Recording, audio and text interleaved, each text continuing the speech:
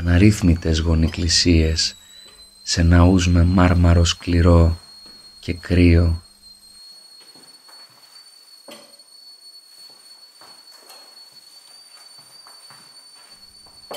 Με εικόνες γεμάτες πρόσωπα καχύποπτα και βλέμματα ίδια μαχαίρια.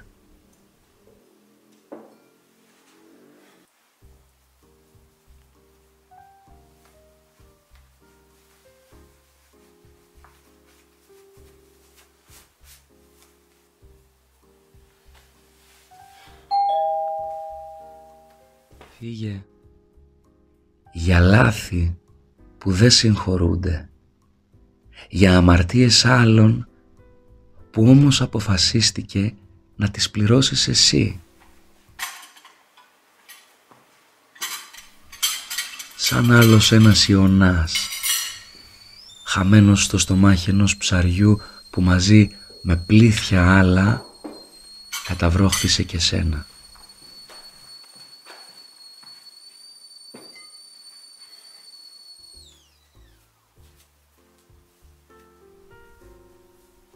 Να είσαι εκεί, να περιμένεις μια ευκαιρία εξόδου να βγεις στον κόσμο. Φύγε. Φύγε. Να αναπνεύσεις.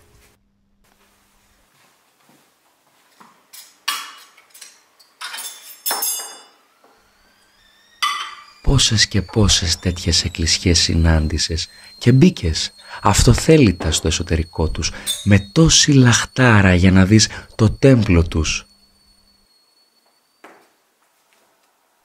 Φύγε.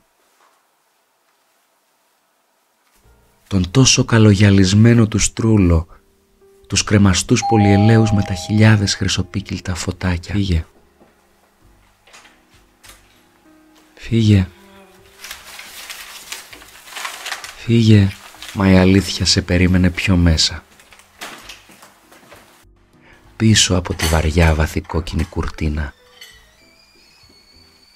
Μόλις την παραμέριζες, κίνηση παραβίασης θα πούνε. Φύγε, φύγε. Έβλεπες ένα ιερό τόσο απόμακρο, τόσο εχθρικό απέναντί σου, με εκατομμύρια αγωνίες που φώναζαν αποκρουστικά στα αυτιά σου.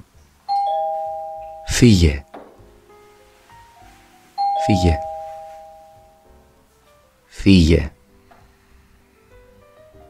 Ή έστω μείνε σαν Ιώβ. Μονάχα έτσι.